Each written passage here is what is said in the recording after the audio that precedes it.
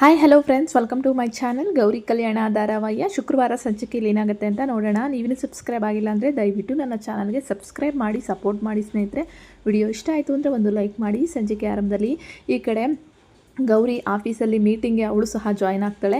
ವಿವೇಕ್ ಅವರು ಬಂದಿದ್ದಂಥ ದೊಡ್ಡ ಅಂದರೆ ಯಾರು ಡಿಸೈನರ್ನ ಓಕೆ ಮಾಡ್ತಾರೆ ನೋಡಿ ಕಂಪ್ನಿಗೆ, ಅವ್ರಿಗೆ ಇವ್ರಿಗಿಂತ ಮೇಲಿರೋರು ಅವ್ರ ಹತ್ರ ಮಾತುಕತೆನ ಆಡ್ತಾರೆ. ಇನ್ನು ಮಿಡಲ್ ಕ್ಲಾಸ್ ಪೀಪಲ್ಸ್ ಏನಿದ್ದಾರೆ ಅವ್ರಿಗೆ ತಲುಪೋ ರೀತಿ ನಮ್ಮ ಡಿಸೈನ್ಸ್ಗಳು ರೆಡಿ ಆಗಬೇಕು ವಿವೇಕ್ ಅವರೇ.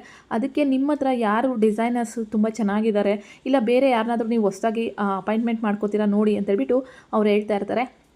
ಸರ್, ನಮ್ಮ ಹತ್ರ ಈಗಾಗಲೇ ಡಿಸೈನ್ ಮಾಡಿಸ್ತಾ ಇರೋಂಥ ಒಂದು ಜ್ಯುವೆಲ್ಲರಿ ಡಿಸೈನ್ಸ್ ಏನಿದೆ ಅದು ತುಂಬ ಕ್ಲಾಸಿಯಾಗಿದೆ ಮತ್ತು ಮಧ್ಯಮ ವರ್ಗದವ್ರಿಗೆ ತಗೊಳ್ಳೋಕ್ಕೆ ಶಕ್ತಿ ಇರಲ್ಲ. ಆದರೆ ನಾವಿವಾಗ ಡಿಸೈನ್ ಮಾಡಿಸ್ಬೇಕು ಅಂದರೆ ಬೇರೆ ಡಿಸೈನ್ ನಮ್ಮ ಕಂಪ್ನಿಗೆ ಬೇರೆ ಕೆಲಸಗಾರರನ್ನ ತಗೋಬೇಕಾಗುತ್ತೆ. ಅಂಥ ಟ್ಯಾಲೆಂಟ್ ಇರೋ ವ್ಯಕ್ತಿ ಅಂದರೆ ಅಂಥ ಟ್ಯಾಲೆಂಟ್ ಡಿಸೈನ್ ಬಿಡಿಸೋರನ್ನ ನಾವು ತಗೊಂಡ್ರೆ ಮಾತ್ರ ನಾವು ಸಕ್ಸಸ್ ಆಗೋಕ್ಕಾಗುತ್ತೆ ಅಂದ್ಬಿಟ್ಟು ವಿವೇಕ್ ಹೇಳ್ತಾರೆ. ಮತ್ತು ಈ ಮಿಡಲ್ ಕ್ಲಾಸ್ದು ಇದೆಲ್ಲ ನಮ್ಮ ಒಂದು ಕಂಪ್ನಿಗೆ ಸೆಟ್ ಆಗಲ್ಲ ಅನಿಸುತ್ತೆ, ನಮ್ಮ ಕೈಲಿ ಇದು ಮಾಡ್ಸೋಕ್ಕಾಗಲ್ವೇನೋ ಅಂತ ವಿವೇಕ್ ಹೇಳಿದಾಗ, ಯಾಕಾಗಲ್ಲ, ಯಾಕೆ ಆ ಥರ ಮಾತಾಡ್ತಿದ್ದೀರಾ ರೀ ಅಂತೇಳ್ಬಿಟ್ಟು ಗೌರಿ ಹೇಳ್ತಾಳೆ. ಇವ್ರು ಯಾರು ಅಂತ ಕೇಳ್ಬೋದಾ ವಿವೇಕ್ ಅಂದಾಗ, ಇವರು ನಮ್ಮ ಕಂಪನಿಗೆ ಡಿಸೈನೇ ಮಾಡಿಕೊಟ್ಟಿರೋದು ಇವರೇ ಅಂತಂದಾಗ, ಹೌದಾ ನಿಮ್ಮ ಹೆಸರು ಅಂದಾಗ, ನನ್ನ ಹೆಸರು ಗೌರಿ ಅಂತೇಳಿ, ನಾನು ಮೊನ್ನೆ ಡಿಸೈನ್ ಮಾಡಿಸ್ಕೊಟ್ನಲ್ಲ ಆ ಡಿಸೈನೇ ನೀವು ಹೇಳಿದ್ದನ್ನ ನಾನು ಕೇಳಿಸ್ಕೊಂಡಿದ್ದೀನಿ. ಮಧ್ಯಮ ವರ್ಗದವ್ರಿಗೆ ತಲುಪಬೇಕು ಅಂದರೆ ನಾವು ಅವರ ಮಟ್ಟಕ್ಕೆ ಅಂದರೆ ಅವರ ಒಂದು ಮೆಂಟಾಲಿಟಿ ಪ್ರಕಾರ ಡಿಸೈನ್ನ ಬಿಡಿಸ್ಬೇಕಾಗುತ್ತೆ. ಆವಾಗ ಖಂಡಿತ ನಾವು ಮಾಡ್ತಿರೋ ಒಂದು ಏನಿದೆ ಪ್ಲ್ಯಾನ್ ಇದೆ ಖಂಡಿತ ವರ್ಕ್ ಆಗುತ್ತೆ ಅಂದ್ಬಿಟ್ಟು ಗೌರಿ ಹೇಳ್ತಾಳೆ. ಇಷ್ಟು ಒಂದು ಚೆನ್ನಾಗಿ ತಿಳ್ಕೊಂಡಿದ್ಯಲ್ಲಮ್ಮ, ನೀನು ಯಾರು ವಿವೇಕ್, ಇವ್ರು ಏನಾಗಬೇಕು ಅಂದಾಗ ಇವಳು ನನ್ನ ಹೆಂಡ್ತಿ ಮಿಸಸ್ ವಿವೇಕ್ ಗೌರಿ ಅಂತ ಹೇಳ್ಬಿಟ್ಟು ಹೇಳ್ತಾರೆ. ಅವಾಗ ತುಂಬಾ ಖುಷಿ ಆಗುತ್ತೆ. ವಿವೇಕ್ ನಿಮ್ಮ ಹೆಂಡ್ತಿನ ಇವರು ಇಷ್ಟು ಚೆನ್ನಾಗಿ ಡಿಸೈನ್ ಬಿಡಿಸಿದ್ದಾರೆ ಅಂದರೆ ಇವ್ರು ಹೇಳ್ತಾ ಇರೋದು ನೋಡಿ ಸರ್, ಯಾವುದೇ ಒಂದು ಡಿಸೈನ್ಸ್ ಬಿಡಿಸ್ಬೇಕಾದ್ರೆ ನಾವು ಮೊದಲು ನಮ್ಮ ಹತ್ರ ನಂಬಿಕೆ ಇರಬೇಕು, ದೃಢ ನಂಬಿಕೆ ಇರಬೇಕು, ನಾವೇ ಮಾಡ್ತೀವಿ ಅಂತ ಛಲ ಇರಬೇಕು. ಈ ಒಂದು ಡಿಸೈನ್ಸ್ನ ನಾನು ಬಿಡಿಸ್ಕೊಡ್ತೀನಿ, ನೀವು ಇದನ್ನು ಆರಾಮಾಗಿ ನಮ್ಮ ಕಂಪ್ನಿಗೆ ಆರ್ಡರ್ಗಳನ್ನ ಕೊಡ್ಬೋದು ಅಂತೇಳ್ಬಿಟ್ಟು ಗೌರಿ ಹೇಳ್ತಾಳೆ. ಈ ಕಡೆ ವಿವೇಕ್ಗೆ ತುಂಬಾ ಖುಷಿ ಆಗ್ತಾ ಇರುತ್ತೆ. ಅಲ್ಲ ವಿವೇಕ್, ಇಷ್ಟೊಂದು ಧೈರ್ಯವಾಗಿ ಇಷ್ಟೊಂದು ನಾನೇ ಮಾಡ್ತೀನಿ ಅಂತ ಖುದ್ದಾಗಿ ಹೇಳಬೇಕಾಗಿರೋ ಡಿಸೈನರ್ ಇದ್ಮೇಲೆ ನಿಮ್ಗೇನ್ರಿ ತೊಂದರೆ? ಖಂಡಿತ ಈ ಒಂದು ಪ್ಲ್ಯಾನ್ ಏನು ಮಾಡಿದ್ದೀವಿ, ಈ ಒಂದು ಪ್ರೋಗ್ರಾಮ್ ಏನಿದೆ ಖಂಡಿತ ಇದು ವರ್ಕ್ ಆಗೇ ಆಗುತ್ತೆ ಅಂದ್ಬಿಟ್ಟು ಆ ಮ್ಯಾನೇಜರ್ಗಳು ಹೇಳ್ತಾ ಇರ್ತಾರೆ. ಈ ಕಡೆ ಗೌರಿ, ನಿನಗೆಲ್ಲ ಗೊತ್ತಾಗಲ್ಲ, ಸುಮ್ಮನೆ ಇರು, ಅದು ನೀನು ಹೇಳ್ಕೊಂಡಿರೋದು ರೀತಿ ಅಲ್ಲ, ರಂಗೋಲೆ ಬಿಡಿಸೋಷ್ಟು ಈಸಿ ಅಲ್ಲ ಅಂತೇಳ್ಬಿಟ್ಟು ಗೌರಿ ವಿವೇಕ್ ಹೇಳ್ತಾ ಇರ್ತಾರೆ.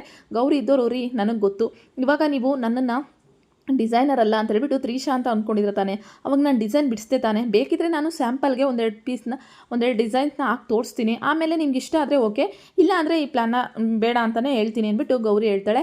ಇಲ್ಲ ಮೇಡಮ್, ನೀವು ಖಂಡಿತ ಈ ಕೆಲಸನ ಮಾಡ್ತೀರಾ, ಅಷ್ಟು ಚೆನ್ನಾಗಿರೋ ಡಿಸೈನ್ ಮಾಡಿರೋರು ಈ ರಂಗೋಲಿ ಡಿಸೈನ್ದು ಇದು ಕಡಿಮೆದು ಮಾಡಲ್ಲ ಅಂತನ, ಖಂಡಿತ ಇದಾಗುತ್ತೆ, ಎಲ್ಲ ಜನಕ್ಕೂ ತಲುಪುತ್ತೆ, ನಮ್ಮ ಒಂದು ದಿನ ಬಂದು ನಿಮ್ಮ ಕಂಪನಿ ಏನಿದೆ ಎಲ್ಲ ಕಡೆ ಪಬ್ಲಿಷ್ ಆಗುತ್ತೆ, ತುಂಬ ಒಳ್ಳೆ ಮಟ್ಟದ ಗೌರವ ಸ್ಥಾನ ಸಿಗುತ್ತೆ ನಿಮಗೆ ಅಂತೇಳ್ಬಿಟ್ಟು ಈ ಕಡೆ ಅವ್ರು ಹೇಳ್ತಾ ಇರ್ತಾರೆ.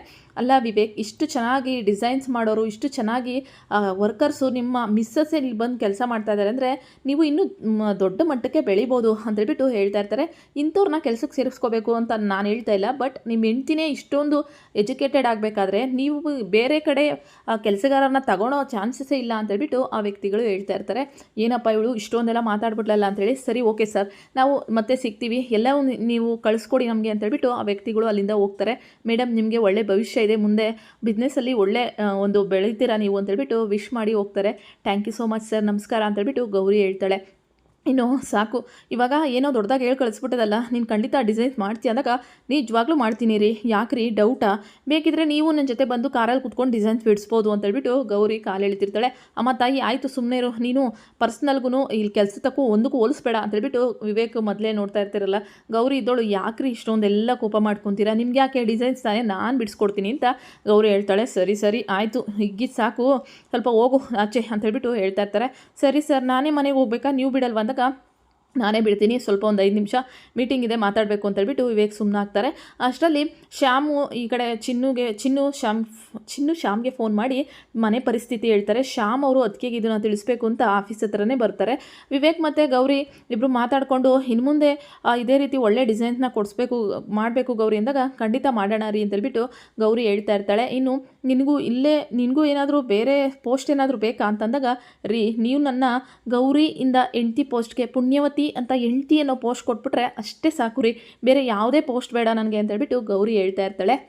ಇನ್ನು ಅಷ್ಟರಲ್ಲಿ ಚಿನ್ನು ಮತ್ತು ಶ್ಯಾಮ್ ಇಬ್ಬರು ಬರ್ತಾರೆ ಆಫೀಸ್ ಹತ್ರಕ್ಕೆ ಬಂದಮೇಲೆ ಕಾರಲ್ಲಿ ಹೋಗ್ಬೇಕು. ಅಷ್ಟರಲ್ಲಿ ಅದಕ್ಕೆ ನಿಮ್ಮ ಹತ್ರನೇ ಮಾತಾಡೋಕ್ಕೆ ಬಂದಂದಾಗ ಏನಾಯಿತು ಶ್ಯಾಮ್ ಅವರೇ ಅಂದಾಗ ನಿಮ್ಮ ಮನೆ ಹರಾಜಿಗೆ ಬಂದಿದೆಯಂತೆ 1.5 ಲಕ್ಷ ಬಡ್ಡಿ ಕಟ್ಟಬೇಕಂತೆ ಅಂದಾಗ ಏನು ನಮ್ಮ ಮನೆ ಹರಾಜಿಗೆ ಬಂದಿದೆಯಂತ ಯಾರು ಹೇಳಿದ್ದು ಅಂದಾಗ ಚಿನ್ನೂರು ಹೇಳಿದ್ರು ನಿಮ್ಮ ಅಪ್ಪ ಅಮ್ಮ ಇದನ್ನು ನಿಮ್ಗೆ ಹೇಳಿಲ್ಲ ಅನ್ಕೋತೀನಿ ಅಂದಾಗ ಇನ್ನೂ ಹೇಳಿಲ್ಲ ಅಂತೇಳ್ಬಿಟ್ಟು ಗೌರಿ ಕಣ್ಣೀರು ಹಾಕೋ ಥರ ಇದಾತಾಳೆ. ಇನ್ನು ವಿವೇಕ್ ಇದ್ದವರು ಏನಾಯಿತು ಶ್ಯಾಮ್ ಅಂದಾಗ ಅಣ್ಣ ಈ ರೀತಿ ಆಗೋಗಿದೆ, ಇವ್ರ ಮನೆ ತುಂಬ ಪ್ರಾಬ್ಲಮಲ್ಲಿದೆ ಅಂದ್ಬಿಟ್ಟು ಹೇಳ್ತಾ ಇರ್ತಾರೆ.